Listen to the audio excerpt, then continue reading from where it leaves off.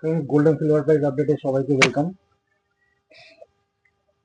তো gold price আর silver price দুটো ক্ষেত্রেই আমাদের জন্য একটা টুইস্ট অপেক্ষা করছে।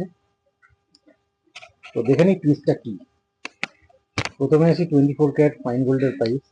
24 carat fine gold 1,33,000 rupees per 10 gram, 1,33,000 টাকা প্রত্যেক 10 গ্রাম পাকা সোনার দাম।